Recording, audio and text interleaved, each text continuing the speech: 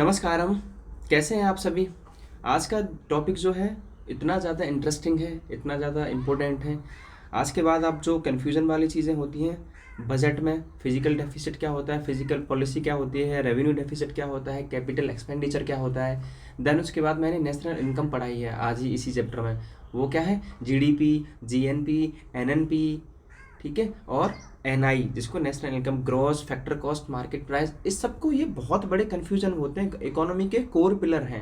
अगर हम इसको ही नहीं, बेसिक्स को हम अगर नहीं जान पाए ना, तो जो न्यूज़पेपर में जो हेडलाइंस आती है ना कि बजट में क्या चल रहा है और ये नॉमिनल जीडीपी क्या है, फिजिकल पॉलिसी, या फिर कोई कितना रेट, कितना परसेंट है, इकोनॉमी में क्या चल रहा है, भाई आज के बाद ना थोड़ा सा पेशेंस रखेंगे आप, 25 से 30 मिनट की वीडियो होगी, सारे के सारे कन्फ्यूजन्स दूर हो जाएंगे और अच्छे से इंडिया की जो इकोनॉमी में और इकोनॉमी की जो टर्मिनोलॉजीज हैं उनको आप कोरिलेट कर पाओगे हर चीज़ से। अब परेशान नहीं होगे कि इसका मतलब क्या है, ठीक है। और हाँ, एक और बात, मैंने मेंस की आंसर राइटिंग की ना एक क्वेश्चन मैं डेली करा रहा हूँ, इतना हेल्पफुल होने वाला है आपको। इसकी समझ आपको पीछे आएगी जब प्रीलिम्स को निकाल लोगे ना आप लोग, जीआईसी और उसका जीडीसी का, तब आज को समझ आएगा कि हाँ भाई इतना ज़्यादा इन्फॉर्मेटिव है, इतना ज़्यादा हेल्पफुल है। तो आप करते रहो उस क्लास को भी। मैं यहाँ दोनों करा रहा हूँ भाई, जीएस करा रहा हूँ प्रीलिम्स की, और मेंस के लिए अपना सब्जेक्ट भी करा रहा हूँ, ठीक है। बहुत ज़्यादा काम होता है तो मैं बहुत सारी चीज़ें करा भी नहीं पाता हूँ, कराने के लिए बहुत कुछ है, लेकिन जितना करा रहा हूँ इतना ज़्यादा सफिशिएंट, इतना ज़्यादा इंपॉर्टेंट है, बहुत ज़्यादा। ठीक है, चलो स्टार्ट करते हैं अपनी राजकोषीय नीति को। थोड़े से इकोनॉमिक्स में हमेशा एक चीज़ ध्यान रखना, जब इकोनॉमिक्स हम पढ़ते हैं तो उसके लिए हमें हिंदी की शब्द, थोड़ी हिंदी की जो शब्दावली है वो क्लिष्ट रहती है। इसलिए हमें इकोनॉमिक्स में हमेशा कोशिश करनी चाहिए कि उसकी जो इंग्लिश टर्मिनोलॉजी है वो हमेशा हमें पता होनी चाहिए। तो राजकोषीय नीति इंग्लिश में क्या कहते हैं, इसको फिजिकल पॉलिसी, ठीक है। इससे मिलते जुलते वर्ड आएंगे, इसलिए मैं कह रहा हूँ इंग्लिश में हमें वर्ड पता होने चाहिए। राजकोषीय नीति है क्या, देखो राजकोषीय नीति क्या होती है, भारत सरकार की एक नीति होती है जिसमें क्या होता है कि जो सार्वजनिक, मतलब पब्लिक, जो सार्वजनिक जो इनकम है, या फिर सार्वजनिक जो पब्लिक जो एक्सपेंडिचर है, जो मतलब खर्चा और सेविंग, और उससे संबंधित जो नीतियाँ बनाई जा रही हैं, हीनार्थ परिवर्तन, मतलब जो बिना प्लानिंग के तहत जो पैसा खर्च किया जाता है, उस सब से जो मिला के जो नीति बनती है उसको क्या कहते हैं, राजकोषीय नीति, राजकोषीय नीति, फिजिकल पॉलिसी। मैं फिर से रिपीट कर रहा हूँ, राजकोषीय नीति उसको कहते हैं जो पब्लिक इनकम, पब्लिक एक्सपेंडिचर और जो नॉन प्लानिंग, हीनार्थ प्रबंधन, प्रावधान या प्रबंधन, ठीक है, उनको मैनेज करने के लिए जो पॉलिसी भारत सरकार या वित्त मंत्रालय जो बनाती है उसको क्या कहते हैं, उसको फिजिकल पॉलिसी कहते हैं। ओके, अब इसमें एक क्वेश्चन आता है इसी पॉलिसी से संबंधित, इस पॉलिसी का मुख्य उद्देश्य क्या है, ये क्वेश्चन कई बार आया है जो मैंने यहाँ मार्क किया है, ये वाला बोल देगा कि फिजिकल पॉलिसी का अर्थ क्या, उद्देश्य क्या है, तो क्या है, आर्थिक स्थिरता और आर्थिक विकास लाना। ओके, हमेशा याद रखेंगे आप, economic stability, economic stability, okay, stability और इकोनॉमिक डेवलपमेंट। प्लीज़ आप याद रखने वाले हैं इस चीज़ को। पहला क्वेश्चन आपको यहीं से आपको बन जाएगा, और फिजिकल पॉलिसी के बारे में आपको पता चल गया होगा कि फिजिकल पॉलिसी किसको कहते हैं। ओके, अच्छा ठीक है। अब जो फिजिकल पॉलिसी है ये व्यापक शब्द है, इसके अंदर ही आता है बजट, फिजिकल पॉलिसी के अंदर ही आता है बजट नामक जो शब्द है, ठीक है। अब हम बजट पर चर्चा कर लेते हैं। तो थोड़ा सा जहरीले फैक्ट है, क्या है जहरीले फैक्ट के, भारतीय बजट का प्रणेता कौन है, फादर कौन है, जेम्स विल्सन। पूछ लेता है, कई बार ही पूछता है, याद रखेंगे। दूसरा जहरीला फैक्ट क्या है, स्वतंत्र भारत का, मैं स्वतंत्र बोल रहा हूँ, इंडिपेंडेंस, स्वतंत्र कब, ठीक है, 1947 में, ना कि गणतंत्र बोल रहा। गणतंत्र आप समझते हैं कब बना था भारत, ठीक है, मैं चर्चा करता हूँ आगे। स्वतंत्र भारत का पहला बजट 26 नवंबर 1947 को वित्त मंत्री कौन थे, आर.के. सन्मुख चेट्टी। तो इसका मतलब क्या है, ये पहले वित्त मंत्री भी थे। तो भारत का पहला, स्वतंत्र भारत का पहला वित्त मंत्री कौन है, आर.के. सन्मुख चेट्टी, ठीक है, इन्होंने ही भारत का पहला बजट पेश किया था। ओके, तीसरा जहरीला फैक्ट क्या है कि गणतंत्र भारत का, रिपब्लिक इंडिया का पहला बजट कौन है, किसने पेश किया, जॉन मथाई ने 1950 को। ओके, ठीक है।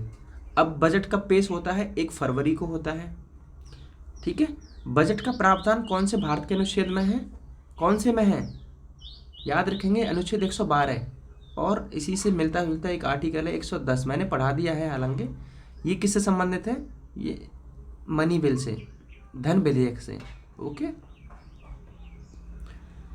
ठीक है, यहाँ तक ठीक है। एक और जहरीला फैक्ट क्या है, अब सरकार बजट तो ले आई संसद में, बजट ला, अब उसको पारित कराना है भाई, 75 दिन के भीतर भीतर उसको पारित कराना होगा, अन्यथा वो बजट कोलैप्स हो जाएगा। और जब भाई ये वाला बजट अगर कोलैप्स हो गया ना तो सरकार गिरने के चांसेस हो जाते हैं। वो जब वित्त विधेयक की पास धन विधेयक की पारित नहीं करा पाई तो फिर क्या ही पारित करा पाएगी। ठीक है, तो याद रखेंगे हाँ ये वाली चीज़ें जो इम्पोर्टेंट, जो जहरीले फैक्ट हैं, और ये एग्ज़ाम में आते हैं ऐसे करके, हवा निकल के जाते हैं, पता नहीं चलता। अब बात कर लेते हैं बजट पे। बहुत चीज़ें हैं, इतनी मैं इजी कर दूंगा, सच में बहुत इंटरेस्टिंग लगेगा आज के बाद इकोनॉमिक्स। ओके, एक होता है राजस्व बजट, इसको इंग्लिश में क्या बोलते हैं, रेवेन्यू। राजस्व को क्या बोलते हैं, रेवेन्यू। राजस्व का मतलब क्या होता है, जो हम अर्न करते हैं, राजस्व जो पैसा होता है ना, पैसा जो हम आता है, राजस्व भाई हमने कहीं से हमारे पास पैसा आया है, वो क्या है, रेवेन्यू है। पूंजी, पूंजी का इंग्लिश में क्या बोलते हैं, कैपिटल। तो अब देखो इसके भी दो पार्ट हैं राजस्व के, भाई इसने भी खर्च किया और इसने भाई इसकी भी दो पार्ट हैं, कौन कौन से हैं, एक तो आय इनकम है, इनकम हो गई, और व्यय किया इसने, ये क्या हुआ, एक्सपेंडिचर हो गया। ओके, ये टेबल से आप समझ जाएंगे, लिखना नहीं है आपको, ये बार बार देखते रहना है, ये कॉन्सेप्ट है आपका।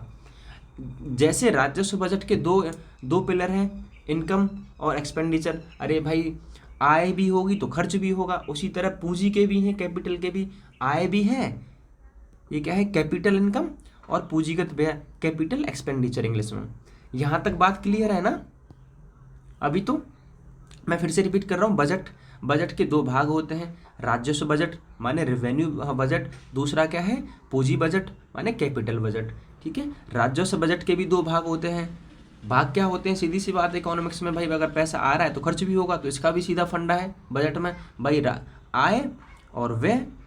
इसी तरह आय और व्यय, तो रेवेन्यू इनकम और रेवेन्यू एक्सपेंडिचर, सेम क्या है, कैपिटल इनकम और कैपिटल एक्सपेंडिचर। ठीक है, अब आप पूछो मुझसे कि राजस्व आय के स्रोत क्या हैं, मतलब कैपिटल जो इनकम रेवेन्यू इनकम है वो कहाँ कहाँ से आता है। तो देखो कहाँ से आता है, टैक्स से आता है। ठीक है, एक तो अच्छा, अब टैक्स भी दो प्रकार के रहते हैं, एक तो होता है भैया डायरेक्ट टैक्स, ठीक है, एक होता है इनडायरेक्ट टैक्स। दोनों को जान लेना अति आवश्यक है। अब टैक्स कहाँ से पैसा आया, एक तो डायरेक्ट टैक्स से आया, कॉर्पोरेट टैक्स से आया, जो कंपनियों पे बड़ी बड़ी कंपनियों में लगता है, और एक पर्सनल इनकम, जो सरकारी आदमी जो पैसा कमाता है ना, उसमें से जो सरकार पैसा काट लेती है उसको क्या कहते हैं, personal income tax. Capital gain tax, मान लो हम शेयर मार्केट में कोई हमने कोई ज़्यादा फ़ायदा हुआ हमें, एक आदमी से दूसरे चीज़ पे हमने बेचने पे, तो 50 रुपये की चीज़ थी, हमने 250 रुपये में बेच दी, फिर वही 250 रुपये की चीज़ हमने 500 रुपये में बेच दी, तो डबल मार्जिन हो रहा है ना। तो सरकार क्या करती है, भैया तुम ज़्यादा कमा रहे हो तो हमें उस पर लाभ दो, कर दो, तो वो क्या है, कैपिटल गेन टैक्स है। भाई यहाँ तक बात क्लियर है अपन की सारे लोगों की। ठीक है, उसके बाद में हमने इनकम की बात कर ली कि आय का स्रोत क्या है, अब हम भाई एक्सपेंडिचर की भी बात कर लेते हैं। ठीक है, व्यय की भी, तो सरकार ने कमाया, सरकार देगी भी तो सही ना लोगों को, तो सरकार का पैसा कहाँ जाता है, सैलरी में जाता है, ब्याज देने में जाता है। भाई जो सरकार लोन लेती है ना, घरेलू मार्केट से लेती है, इंटरनेशनल मार्केट से लेती है, ठीक है, तो उसका लोन भी देती है। तो राजस्व व्यय क्या है, मतलब सरकार पर लायबिलिटीज़ हैं, ये सरकार पर देनी होती हैं। ओके, ठीक है, ये राजस्व बजट वाला पार्ट क्लियर है ना आप सभी का। चलो उसके बाद बात करते हैं कैपिटल बजट पर, पूंजी बजट पर। पूंजी बजट के भी दो पार्ट हैं भाई, कैपिटल इनकम भी, मतलब पूंजी कहाँ से कमाई जा रही है और पूंजी का कहाँ खर्च किया जा रहा है। ओके, यहाँ पे एक पॉइंट इसमें से आंसर बनता है, मैं थोड़ा सा समझा दूँ देन आपको बताऊँगा। पूंजीगत आय क्या है, जैसे पीएसयू क्या होते हैं, जो पब्लिक सेक्टर यूनिट होती हैं, पीएसयू बोले तो बड़ी बड़ी जो बड़ी बड़ी जो भारत सरकार की, जिन पर सरकार का स्वामित्व होता है। और ये बताओ कि किसी भी कंपनी को कैसे निर्धारित करेंगे कि भारत सरकार का इसमें स्वामित्व है, तो क्या है उसके मापन क्या है, किसी भी बड़ी कंपनी में भारत सरकार का अगर 51% से ज़्यादा स्टेक है तो वो क्या है, भारत सरकार के अधीन होगी। ओके, ठीक है। तो अब पीयूएसयू क्या है, भारत सरकार क्या कर रही है भाई, अपनी कंपनियों में खुद को निवेश को घटा रही है, मतलब उसका हिस्सा बेच रही है, 51% से कम कर रही है, 49, 47, 48 तक 3-4% अपना हिस्सा कम कर रही है। तो उससे पैसा आएगा ना, तो पूंजीगत वहाँ से पैसा मिल गया। सरकार क्या करती है, पेनल्टी लगा देती है, कोई कंपनी या फिर कोई फ्रॉड करता है तो उस पर पेनल्टी लगा देती है, उससे भी तो पैसा आया, ठीक है। पीएफ से पैसा आता है सरकार के पास, जो आप लोग पैसा जो सरकारी नौकर होते हैं उनका पैसा कहाँ करता है, पीएफ में करता है, फिर वो पीछे देती है सरकार 30 साल रिटायरमेंट के बाद। तो जब तक उस पैसे का यूज़ क्या करती है, सरकार करती है। उसके बाद बैंक से, अपने बैंक से ऋण लेती है सरकार। ओके, तो ये क्या है, कैपिटल एक्सपेंडिचर की बात करी मैंने, सॉरी इनकम की बात करी, कैपिटल आय। ओके, समझ आ गया कि सरकार को पूंजी कहाँ कहाँ से मिलती है, ठीक है, ये कैपिटल। ओके, और रेवेन्यू सरकार को कहाँ कहाँ से मिलता है, रेवेन्यू मतलब कर, सरकार को कर कहाँ से मिलता है, और सरकार डायरेक्टली पूंजी कहाँ से लेती है। ओके, अब सरकार की पूंजी खर्च कहाँ होती है, ये वाला जो हिस्सा है ना भाई, इसको समझना कि पूंजीगत व्यय क्या है, इंग्लिश में बोले कैपिटल एक्सपेंडिचर। देखो ये किसके लिए, मैं यहाँ लिखा भी है कि ऋण का वितरण सरकार क्या करती है, ऋण का वितरण करती है विकास कार्यों के लिए, ताकि एसिड संपत्ति क्रिएट हो सके। तो ये पॉजिटिव बात होती है सरकार के लिए। कैसे, मान लो मानव पूंजी बनानी है, उसको ह्यूमन कैपिटल बनानी है, तो सरकार ने क्या योजना लाई है, प्रधानमंत्री कौशल विकास योजना। इस पर सरकार पैसा क्यों खर्च कर रही है कि भाई अगर लोग पढ़ गए, अच्छे स्किल्स एक्वायर कर लिए, तो क्या होगा, इकोनॉमी में अपना सहयोग देंगे, योगदान देंगे, तो भारत की अर्थव्यवस्था अल्टीमेट बढ़ेगी, ठीक है। तो इससे क्या हो रहा है, भारत के एसेट्स संपत्ति तो बढ़ रही है ना, तो इसका डायरेक्ट गोल क्या होता है पूंजीगत व्यय का, कि एसेट्स बढ़ते हैं भारत सरकार के, ठीक है। तो ये क्या होता है, पॉजिटिव होता है, सकारात्मक होता है। इसीलिए हम बजट में पता है क्या पढ़ते हैं, जब बजट आता है भारत सरकार का, कि इस बार भारत सरकार ने पूंजीगत बजट में पूंजीगत व्यय कितने % खर्च किया है। ओके, इस तरह बजट पढ़ते हैं। तो ये चीज़ें क्लियर है ना बजट में, ठीक है, कोई दिक्कत तो नहीं है। चलो, उसके बाद में बजट से संबंधित ना बहुत ज़्यादा कन्फ्यूज़न करने वाली टर्मिनोलॉजी या शब्दावली होती हैं, जैसे बजट डेफिसिट क्या होता है, हाँ, प्रभावी राजस्व घाटा क्या होता है, प्राथमिक घाटा क्या होता है, और सेम शब्द हैं। देखो, राजस्व घाटा और राजकोषीय घाटा, इनमें भी फ़र्क है। चलो हम स्टार्ट करते हैं यहाँ से। बजट घाटा देखो क्या होता है, सॉरी, अब देखो बजट घाटा क्या है कि भाई मैं कोई बजट लाया, तो कुल आय, टोटल इनकम और टोटल एक्सपेंडिचर अगर घटा देते हैं, उसको अंतर कर देते हैं, तो वो क्या है, बजट घाटा है भाई। घाटे का मतलब क्या है कि यार खर्च ज़्यादा हुआ है, इनकम कम हुई, तो वो क्या है, वो घाटा हुआ। और जब हम बजट की बात कर रहे हैं तो बजट ही घाटा हो जाएगा। ओके, अब बात करते हैं प्रभावी राजस्व घाटे की, इंग्लिश में इफेक्टिव रेवेन्यू डेफिसिट। प्रभावी राजस्व घाटा क्या है भाई, देखो, राजस्व घाटा, रेवेन्यू डेफिसिट। अब रेवेन्यू डेफिसिट में से पूंजीगत संपत्तियों के सृजन हेतु दिया गया अनुदान। देखो मैंने ऊपर वाला आपको क्या समझाया था, ये वाला हिस्सा है पूंजीगत व्यय, इससे क्या होती है, एसेट्स क्रिएट होते हैं। अच्छा, तो प्रभावी राजस्व घाटा क्या कह रहा है कि जो राजस्व घाटा है, राजस्व घाटा क्या है, देखो मैं समझा देता हूँ राजस्व घाटा क्या है।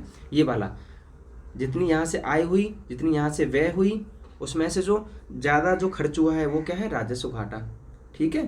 राजस्व घाटा समझ आ गया। अरे जितना ज़्यादा रेवेन्यू आया और जितना ज़्यादा खर्च हुआ, अगर खर्च ज़्यादा हो गया तो वो राजस्व घाटा हो गया, ठीक है। राजस्व घाटा, राजस्व घाटे में से क्या घटाएंगे, जो सरकार ने पूंजीगत जो कैपिटल बनाने के लिए, जो एसेट्स बनाने के लिए जो पैसा दिया था, उसको हम हटा देते हैं, उसमें से राजस्व घाटे में से घटा देते हैं, तो जो बचता है वो क्या बचता है, प्रभावी राजस्व घाटा बचता है। ये क्लियर है ना, प्रभावी राजस्व घाटा किसको कहते हैं, ठीक है। मैं एग्जाम्पल भी दे रहा हूँ साथ साथ। अब प्राथमिक घाटा किसको कहते हैं, प्राइमरी डेफिसिट किसको कहते हैं, राजकोषीय घाटा, राजकोषीय घाटा, अंतर मत, कंफ्यूजन मत कर लेना, ये है राजस्व घाटा, रेवेन्यू डेफिसिट, रेवेन्यू डेफिसिट, और ये क्या है, राजकोषीय घाटा, फिजिकल डेफिसिट। मैं दोनों को अंतर भी बताऊंगा। तो प्राथमिक घाटा क्या है, राजकोषीय घाटे में से जो ब्याज घटा दो, जो सरकार ने जो ब्याज दी है, जो बचेगा क्या बचेगा, प्राथमिक घाटा, ठीक है। अब देखो अंतर समझ लेते हैं कि राजस्व घाटा क्या है और राजकोषीय घाटा फिजिकल डेफिसिट क्या है। भाई राजस्व, मैंने आपको बताया कि रेवेन्यू डेफिसिट कैसे काउंट करते हैं। जितना राजस्व मिला, ठीक है, जितना कर मिला सरकार को और सरकार ने ज़्यादा खर्च कर दिया उस कर में से ही, राजस्व वाले हिस्से में से, ना कि कहीं और से। पूंजीगत व्यय से खर्च नहीं किया, ना पूंजीगत आय से खर्च किया। केवल राजस्व जो रेवेन्यू यहाँ कलेक्ट किया है सरकार ने, ठीक है, उसमें से जितना ज़्यादा अगर खर्च हो गया, जो मिला है उसको क्या कहेंगे, राजस्व घाटा। वहीं एफडी फिजिकल डेफिसिट, राजकोषीय घाटा, ये क्या है कि अब देखना, मैं यहाँ फ़र्क आपको डिफाइन कर दूंगा। राजस्व आय और पूंजीगत आय, देखो क्या है, राजस्व आय और पूंजीगत आय। फिजिकल का मतलब क्या है भाई, पूरा राजकोषीय, भाई ये पूरा का पूरा बजट क्या है, पूरा राजकोषीय में ही तो आ रहा है, पूरा बजट राजकोषीय में आ रहा है। ओके, जैसे मैं यहाँ समझा देता हूँ आपको, मैं फिर उसके बाद आपको एग्जांपल बताऊँगा। ये तो पूरा बजट आ गया, ये पूरा बजट है, इसके अंदर क्या है, राजकोषीय है, ठीक है। तो क्या है, राजकोषीय के अंदर, राजकोषीय व्यापक शब्द है, किससे, राजस्व से। तो राजकोषीय के अंदर ही तो आ रहे हैं, राजकोषीय के अंदर आ रहे हैं दोनों, देखो, राजस्व बजट और पूंजीगत बजट, ठीक है, राजकोषीय के अंदर आ रहे हैं ये। और राजस्व बजट क्या है, राजस्व आय और राजस्व व्यय, और पूंजी बजट क्या है, पूंजीगत आय और पूंजीगत व्यय, ठीक है। तो फिर क्या होगा, राजकोषीय, जब हम राजकोषीय घाटा निकालेंगे तो भाई राजस्व वाली आय ले ली और उधर से पूंजी वाली भी आय ले ली, और राजस्व वाला भी व्यय ले लिया, उधर से पूंजी वाला भी व्यय ले लिया, दोनों में से भाई घटा दो, क्या होगा, राजकोषीय घाटा। यहाँ तक चीज़ें क्लियर हैं। कई बारी मैंने बताया आपको, रिपीट कर करके, भूल मत जाना। अब समझ आ गया कि राजस्व घाटा और राजकोषीय घाटे में क्या अंतर होता है। ओके, अब कुछ जहरीले फैक्ट हैं, हम इसको याद रखेंगे। जीएसटी कब आया, जीएसटी किस प्रकार का टैक्स है, इनडायरेक्ट प्रकार का टैक्स है। मैं लिख देता हूँ यहाँ किस प्रकार का टैक्स है, इनडायरेक्ट टैक्स है। ओके, जीएसटी फुल फॉर्म क्या है, गुड्स एंड सर्विस टैक्स क्या है। कौन से संविधान संशोधन के द्वारा आया, 101 संविधान संशोधन 2016 को। लागू कब हुआ, 1 जुलाई 2017 को। दोनों चीज़ें भैया आपको याद रखनी है। अच्छा, अब जीएसटी बनाया, जीएसटी में इस संविधान संशोधन से क्या हुआ है, जीएसटी परिषद भी बनाई, गुड्स एंड सर्विस काउंसिल भी बनाई, जिसका हेड कौन होता है, याद रखेंगे, वित्त मंत्री होता है। अच्छा, इसमें फैसले कैसे लिए जाते हैं, 3/4 की मेजोरिटी से। को कहीं एग्जाम में आ जाए 1/2 या फिर 3/2, इस तरह मत कर देना गड़बड़ी, ठीक है। जीएसटी 3 प्रकार से लगता है। CGST का मतलब होता है सेंटर वाला, S का मतलब होता है स्टेट वाला, और I का मतलब होता है इंटीग्रेटेड, मतलब केंद्र और राज्य दोनों का। ये चीज़ के बारे में भी समझ आ गया ना। ओके, तो ये चीज़ें क्लियर हो गई आपकी बजट संबंधित सारी की सारी चीज़ें। अब बात करते हैं नेशनल इनकम की, ठीक है। बहुत ही भाई इंटरेस्टिंग वाला ये भी पोर्शन होता है नेशनल इनकम वाला। थोड़े से जहरीले फैक्ट पे बात कर लेते हैं, उसके बाद फिर कॉन्सेप्ट पे बात करेंगे। इसकी गणना कौन करता है, CSO, सेंट्रल स्टैटिस्टिकल ऑर्गेनाइजेशन। कब बना, 1991 में। इसकी न्यू दिल्ली में इसकी क्या है, हेडक्वार्टर है। देखो मैंने बताया था, गरीबी का आकलन कौन करता है, NSSO करता है, नेशनल सैंपल सर्वे ऑर्गेनाइजेशन। राष्ट्रीय आय का आकलन कौन करता है, CSO करता है। ओके, अब देखो, नेशनल इनकम पढ़ने से पहले ना हमें कुछ शब्द हैं, हमें पहले ये समझने पड़ेंगे, इसका अर्थ समझना पड़ेगा, देन हम नीचे समझ पाएंगे कि GDP GNP फिर ये सब चीज़ें क्या होती है। इंग्लिश में बोलते, इस शब्दों के बारे में बात कर लेते हैं। तो इंग्लिश में कहते हैं फैक्टर कॉस्ट, हिंदी में कहते हैं वास्तविक मूल्य। मैं पहले इसका अर्थ समझा देता हूँ। फैक्टर कॉस्ट क्या है, मान लो एक फैक्ट्री किसी ने स्थापित करी, ओके, एक पेन बनाया और अभी पेन बन के रेडी हो गया 4 रुपये में, ठीक है। अभी वो पेन का मूल्य फैक्ट्री के वो पेन क्या है, बाजार में बिकने के लिए नहीं गया है अभी, तो फैक्ट्री के अंदर क्या है, अभी 4 रुपये का ही है वास्तविक मूल्य। इसको स्थिर कीमत भी कहते हैं, या वास्तविक कारक लागत भी कहते हैं, एक ही ये शब्द हैं। इंग्लिश में क्या कहते हैं, फैक्टर कॉस्ट। फिर से रिपीट कर रहा हूँ मैं, जो एक पेन को बनाने में वास्तव में जितना मूल्य लगा है, जितने पैसे लगे हैं एक पेन को बनाने में, उस मूल्य को क्या कहते हैं, फैक्टर कॉस्ट कहते हैं। और उसके कई नाम है, स्थिर कीमत या वास्तविक कारक लागत। फैक्टर कॉस्ट का अब मतलब समझ आ गया, आज के बाद कभी नहीं भूलोगे आप।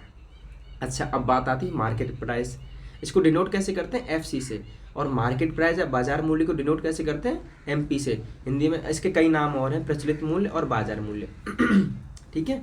मार्केट प्राइस क्या हुआ? अब वो पेन असली लागत क्या थी? 4 रुपये में वास्तविक पेन बन के तैयार हुआ था, उसको क्या कहते हैं? वास्तविक मूल्य। अगर अब वही पेन बाजार में बिकने जाएगा तो बाजार में क्या, जैसे ही भाई बाजार फैक्ट्री से बाहर निकलेगा तो भारत सरकार क्या बोलेगी? भैया तुम 10 रुपये का बेचोगे इसको, तो भाई 2 रुपये टैक्स तो मुझे भी दो। तो सरकार क्या लगा देगी? उस पर टैक्स लगा देगी। ठीक है। तो 4 रुपये का पेन बाजार जाते जाते 10 रुपये का हो गया, और 2 रुपये भारत सरकार ने ले लिए, 4 रुपये वहाँ फैक्ट्री पर, 4 रुपये वास्तविक मूल्य लगे थे बनाने में, 4 और 2 6, तो 4 रुपये का लाभ किसको हो गया? उस फैक्ट्री मालिक को एक पेन को बनाने में। तो अब 10 रुपये पे बिका वो पेन बाजार, अब तो वो कौन सा मूल्य हो गया? बाजार मूल्य हो गया, वो प्रचलित मूल्य हो गया। ठीक है, मार्केट प्राइस पे हो गया। अब समझ आ गया ना फैक्टर कॉस्ट किसको कहते हैं और मार्केट प्राइस किसको कहते हैं? ये दोनों क्लियर है ना यहाँ से? ओके। तीसरा बात करते हैं डोमेस्टिक, मतलब हिंदी में कहते हैं इसको घरेलू। डोमेस्टिक का मतलब क्या होता है? देश की सीमाओं के भीतर बने गुड्स और सर्विस। देश की सीमाओं के भीतर बने की बात कर रहा हूँ मैं, ना कि बाहर की बात कर रहा। नेट किसको कहते हैं? नेट किसको कहते हैं? NET। जो टोटल जो मूल्य होता है, कितना टोटल जो मूल्य कहते हैं, जो मान लो 50 रुपये हमने कमा लिए, 50 रुपये कमा लिए ना हमने। अब मेरी मशीन भी तो घिसी है ना, उस 50 एक पेन 50 रुपये में मैंने बना के बेच दिया। अब मेरी मशीन भी तो घिसी है ना। ठीक है, मशीन डेप्रिसिएशन माने ह्रास भी तो हुआ है ना। तो उसको क्या करूँगा मैं? 2 रुपये का ह्रास हुआ है तो मैं भाई उसको घटा दूंगा 50 रुपये में से 2 रुपये। तो क्या अब शुद्ध बचत क्या हो गई? नेट को क्या कहते हैं? शुद्ध भी बोलते हैं इकोनॉमिक्स की भाषा में, और विशुद्ध भी बोलते हैं भाई। ओके। तो नेट क्या हुआ? 48 रुपये का मुझे लाभ हुआ। हमेशा जब जब नेट निकालेंगे इकोनॉमिक्स में तब तब क्या कर देंगे? डेप्रिसिएशन घटा देंगे उस चीज़ को, तब जाके क्या निकल आएगा? नेट निकल आएगा। ठीक है, और ज़्यादा जब समझ आएगा थोड़ा सा मैं नीचे बात करूँगा। अब बात करते हैं नेशनल प्रोडक्ट की। मैंने क्या बताया? डोमेस्टिक तो देश की घरेलू सीमाओं के भीतर। ये क्या है? देश के भीतर। देश के भीतर तो है ही है, मतलब देश के भीतर का पोर्शन क्या हो गया? डोमेस्टिक हो गया। और देश के बाहर से जो इंडिया में भेजते हैं, मान लो अरे जो देश के बाहर भी तो लोग हैं, NRI हैं अपने, वो भी तो भेजते हैं ना कमा के इंडिया में, तो जो उनसे पैसा मिल रहा है, दोनों को मिला के क्या बनता है? नेशनल प्रोडक्ट बनता है। ओके।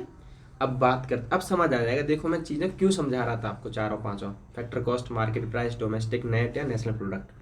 अब बात करते हैं GDP पे। इंग्लिश में कहते हैं इसको ग्रॉस डोमेस्टिक प्रोडक्ट। जी का मैंने आपको, ग्रॉस का मतलब होता है सकल घरेलू उत्पाद। ओके। उत्पाद की जगह अगर एग्जाम में आय भी आए तो सेम ही वर्ड होता है, सकल घरेलू आय या सकल घरेलू उत्पाद। GDP किसको कहते हैं? ये शब्द मैटर करते हैं, इसका अर्थ बहुत जरूरी है। एक वित्तीय वर्ष में, एक फाइनेंशियल ईयर में, हमेशा नहीं, और भारत का जो वित्तीय वर्ष है, ठीक है, वो देख लेना, मार्च से अप्रैल या, तो एक वित्तीय वर्ष में देश की घरेलू सीमा में सभी उद्यमियों, चाहे वो देशी हो, मतलब चाहे वो भारत के हो या फिर विदेश के हो, ऐसा भी तो होता है ना, इंडिया में दोनों काम कर रहे होते हैं भाई। एक खुद का नागरिक है, उसने भी फैक्ट्री खोल रखी है, और एक आपका विदेश फेसबुक का भी मालिक है, मार्क जुकरबर्ग, उसने भी यहाँ आके फेसबुक की फैक्ट्री खोल रखी है। ओके। तो दोनों के द्वारा जो बनाया जा रहा है देश की घरेलू सीमा के अंदर, वो किस में गिना जाएगा? क्या वो GDP में आएगा? ठीक है। तो मैं फिर से रिपीट कर दूं, GDP का मतलब क्या होता है? सकल घरेलू उत्पाद। इसका मतलब क्या होता है कि एक वित्तीय वर्ष में भारत सरकार का जो फाइनेंशियल ईयर होता है, उसमें देश की घरेलू सीमा के भीतर सभी उद्यमियों, चाहे वो देशी हो या विदेशी हो, दोनों के द्वारा किया गया कुल उत्पाद, दोनों के द्वारा जो किया गया जो फाइनल प्रोडक्ट है, ठीक है, उसका जो मूल्य है, कुल मूल्य, उसको क्या कहते हैं? GDP कहते हैं। ठीक है। अच्छा, अब देखो FC और MP का अब यहाँ मतलब समझ आएगा। तो मैं GDP गणना करूँगा किस पे? फैक्टर कॉस्ट पे, वास्तविक मूल्य पे, और मैं GDP गणना करूँगा मार्केट प्राइस पे। तो समझ आया मैं फैक्टर कॉस्ट और मार्केट प्राइस क्यों पढ़ा रहा था आपको? भाई जब सरकार ये देखती है कि अच्छा GDP मतलब जो दोनों उद्यमियों ने वास्तव में कितने मूल्य का, कितने पैसे का उत्पादन किया है। तो भारत सरकार को पता चलता है कि भाई 1 लाख रुपए का वास्तव में उत्पादन किया है। तो किससे पता चलेगा? जीडीपी से, फैक्टर कॉस्ट से। अच्छा, फिर भारत सरकार पता करेगी कि अच्छा अब ये देखते हैं कि 1 लाख रुपए का सामान कितने पैसे में बिका मार्केट में। भाई वो 1.5 लाख रुपए में बिक गया, ठीक है, 1.5 लाख रुपए में बिक गया 1 लाख का सामान। ओके, तो 150 में बिक दिया 100 रुपये का सामान। तो सरकार को पता चला कि भाई बाजार में 50 रुपये फालतू मिल गए हैं। इसलिए अब क्या करेगी भारत सरकार के, अब अपने हिसाब से टैक्स लगाएगी कि भाई हम इतना टैक्स लगाएंगे अब तुम पर। हो सकता है तुम तो फिर 100 की चीज़ को क्या 500 में बेच दो, ऐसा थोड़ी ना होता है। समझ आ गया कि क्यों भारत सरकार फैक्टर कॉस्ट देखती है और मार्केट प्राइस देखती है। इससे महंगाई देखती है भारत सरकार या वित्त मंत्रालय, जो भी है, जो भी राजकोषीय नीति को निर्धारित करते हैं। ओके, यहाँ तक चीज़ें क्लियर है ना। अब जीडीपी का फॉर्मूला क्या है, अब समझ आएगा। देखो जीडीपी कैसे निकालती है। अब आपने ये तो पता चल गया कि भाई जीडीपी इस तरह जीडीपी की ये परिभाषा होती है। तो अब आप ये पूछो कि जीडीपी में कौन कौन आता है। मैंने हालांकि आपको परिभाषा में बताया है कि जीडीपी में देखो कौन आता है। जीडीपी का फॉर्मूला क्या है? सी का मतलब होता है कंज्यूमर, उपभोक्ता। इसकी डिमांड कितनी है। आई का मतलब होता है इन्वेस्टमेंट, ठीक है, ओके, इन्वेस्टमेंट, निवेश। जी का मतलब होता है गवर्नमेंट ने कितना खर्च किया है, गवर्नमेंट का व्यय। और एक्स और एम का मतलब होता है एक्सपोर्ट और इम्पोर्ट, देश विदेश और भारत में कितना इन्होंने एक्सपोर्ट और इम्पोर्ट किया है। तो सी प्लस आई प्लस जी इंटू एक्स माइनस एम, ठीक है। इसके योग को क्या कहते हैं? जीडीपी कहते हैं। जीडीपी कैसे निकालती है? जीडीपी भारत सरकार इस फॉर्मूले से निकालती है। ओके, अब बात करते हैं जीएनपी पर। अब जीडीपी देखो, जीएनपी क्या है? ये जीडीपी का ही क्या है, व्यापक शब्द है। मतलब जीएनपी थोड़ा सा बड़ा है जीडीपी से। और देखो एक चीज़ और मैं बता दूं कि जीडीपी, जीएनपी, एनएनपी और एनएनपी के बाद में फिर नेशनल इनकम, ये नेशनल इनकम के राष्ट्रीय आय के ही प्रकार हैं, ठीक है। लेकिन पढ़ाया इसलिए जाता है जीडीपी जीएनपी को कि एक हर सरकार क्या करती है, एक एक स्तर पर देखती है चीज़ों को, ताकि एक्यूरेट डाटा मिल सके वित्त मंत्रालय को अर्थव्यवस्था के लिए। तो जीडीपी का मतलब समझ आया। अब जीएनपी की बात करते हैं। अब देखो क्या आ गया, जीडीपी क्या मैंने लिखा भी है, जीडीपी से व्यापक है, बड़ा है। जीएनपी का हाँ फुल फॉर्म क्या है? Gross national product. और वहाँ क्या था? जीडीपी। देखो जीडीपी, डी की जगह क्या आ गया? नेशनल आ गया। अरे डोमेस्टिक की जगह क्या आ गया? नेशनल आ गया। इसीलिए तो मैंने आपको डोमेस्टिक के बाद में आपको नेशनल की परिभाषा पढ़ाई थी। डोमेस्टिक का मतलब होता है देश की सीमाओं के भीतर, और नेशनल का मतलब होता है देश की सीमा के भीतर प्लस बाहर से भी जो चीज़ें आ रही हैं। तो इसीलिए जीडीपी का हमें पता चल गया। जीडीपी से क्या पता चलता है कि देश की सीमा के भीतर कितना हमने उत्पादन किया है।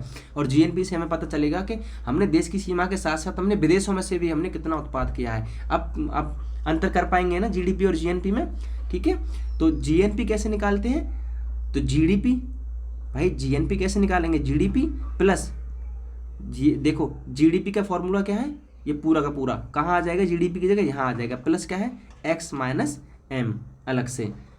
ओके, तो इसके अब एक्स माइनस के एम, अब क्या होगा? जीएन सकल राष्ट्रीय आय से अब इसकी आप वो क्या नाम है परिभाषा भी देख लो। सकल राष्ट्रीय आय से आशय क्या है कि एक वर्ष के भीतर, मतलब एक वर्ष क्या है? वो वित्तीय वर्ष है। एक फाइनेंशियल वर्ष के भीतर एक देश में सामान्य नागरिकों द्वारा, भाई नागरिक और निवासी में फर्क होता है, गौर करना। नागरिक वो कह रहा है परिभाषा में, नागरिक मतलब भारत का नागरिक है वो, और निवासी मतलब निवासी तो दोनों हो सकते हैं ना, कि नागरिक भी हो सकता है और विदेशी भी हो सकता है। तो जब हम जीएनपी की गणना करते हैं ना, केवल नागरिक को लेंगे, परिभाषा में कहीं कंफ्यूज हो जाओ, परिभाषा पूछ ली जाती है, यहाँ परिभाषा में सामान्य नागरिकों की जगह निवासी डाल दिया जाए तो भैया आंसर गलत हो जाएगा। फिर नागरिक होने चाहिए। तो मैं फिर से रिपीट कर दूं, सकल राष्ट्रीय उत्पाद से क्या अर्थ होता है कि सामान्य नागरिकों द्वारा देश की घरेलू सीमा के अंदर या बाहर उत्पादित की गई फाइनल चीज़। भाई बीच वाली चीज़ थोड़ी ना लेंगे। आटा ले लिया हमने, अब आटे से क्या बनता है? ब्रेड भी बनता है, रोटी भी बनती है।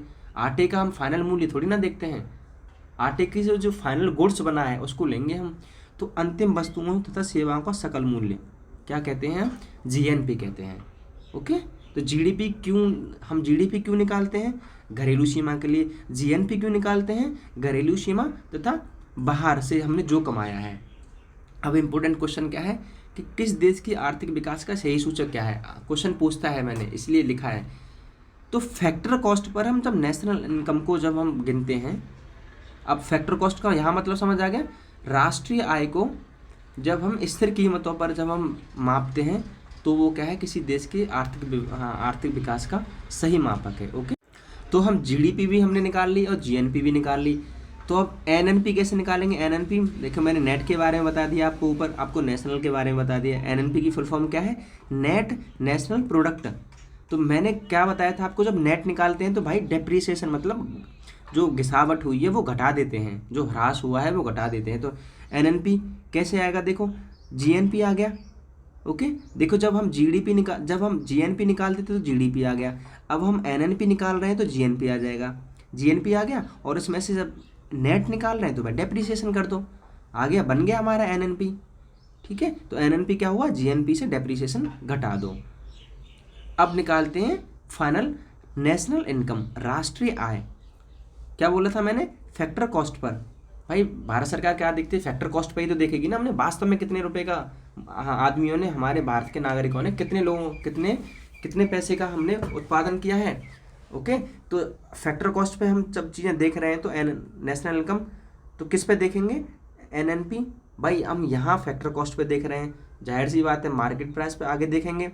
एनएनपी क्या है? मार्केट प्राइस पे माइनस अप्रत्यक्ष करों को घटा देते हैं और सरकार सब्सिडी को जोड़ देती है। जैसे कि अब सरकार क्या करती है? खाद पर सब्सिडी देती है। भाई कोई कंपनी 1000 रुपये का खाद का कट्टा बेचती है, वास्तव में क्या हुआ? 400 रुपये का वो कट्टा बना खाद का। ठीक है, और कंपनी 400 रुपये का, और कर लग के वो कितना हो गया? 1000 रुपये का हो गया, और 1000 रुपये का अब किसानों को मिल रहा है। भाई किसी जो प्राइवेट कंपनी ने कोई खाद का कट्टा बनाया 1000 रुपये का, तो भारत सरकार क्या कहेगी कि यार ये तो किसान भाई ले नहीं पाएंगे, हमारा किसान, कृषि तो हमारी बैकबोन है देश की। तो भारत सरकार ने क्या किया? अपनी तरफ से उस कंपनी को अपनी तरफ से हर कट्टे पे कितना 300 रुपये दे दिया, 300 रुपये दे दिया। ठीक है, और वो जो कंपनी थी जिसने 1000 रुपये का कट्टा बनाया था, ठीक है, 1000 रुपये का 400 रुपये का जो कट्टा बनाया था, जो 1000 रुपये में बेच रही थी, उसने 100 रुपये का टैक्स ले लिया। भारत सरकार को वो कंपनी ने टैक्स दे दिया, और भारत सरकार ने क्या किया? उसको 300 रुपये का अपनी तरफ से सब्सिडी दे दी। ठीक है, तो क्या अब वो कट्टा किसान भाइयों कितने में पड़ा? 500 रुपये में पड़ा भाई। तो ये है राष्ट्रीय आय का फॉर्मूला। क्या है? एनएनपी मार्केट प्राइस पर माइनस अप्रत्यक्ष कर घटा देंगे और सब्सिडी जोड़ देंगे। ओके, यही अब मतलब समझ आ गया ना सब्सिडी क्या होती है? सिलेंडर, गैस सिलेंडरों पर जो सब्सिडी देती है। ठीक है, अब बात करते हैं नॉमिनल जीडीपी। बहुत सुनते हो आप अखबारों में, न्यूज़पेपर में, नॉमिनल क्या होती है, रियल क्या होती है। सीधी साफ है। जीडीपी निकालते समय जब उसमें क्या है, हम इन्फ्लेशन मतलब महंगाई को शामिल नहीं करते, तो वो क्या है? नॉमिनल हो गई। ठीक है, और रियल क्या है? रियल जीडीपी निकालते तो उसमें महंगाई को शामिल कर लेते हैं।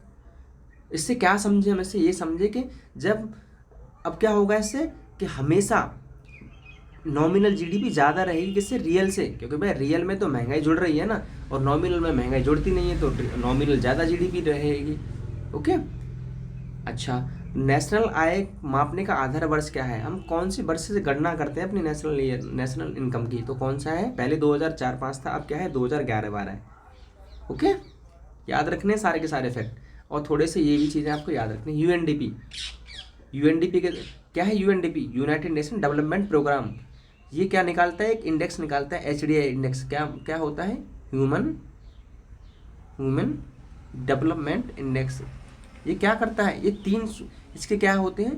3 इसके आधार होते हैं। 3 आधारों पर ये क्या बनाता है? अपने इस इंडेक्स को बनाता है।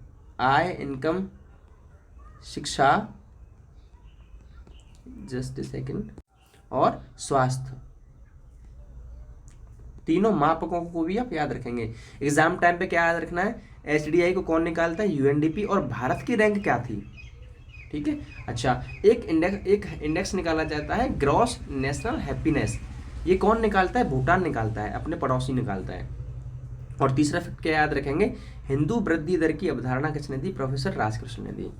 ओके, तो भाई थोड़ा सा लंबी वीडियो हो गई है, कितना 34 से 35 मिनट की लेकिन इतने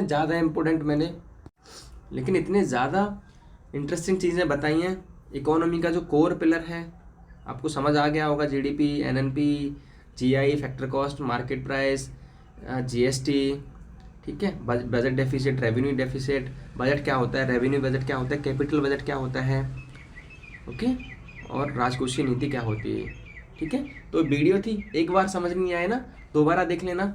मिलते हैं नेक्स्ट वीडियो में, बने रहिए। हैव अ गुड डे, जय हिंद।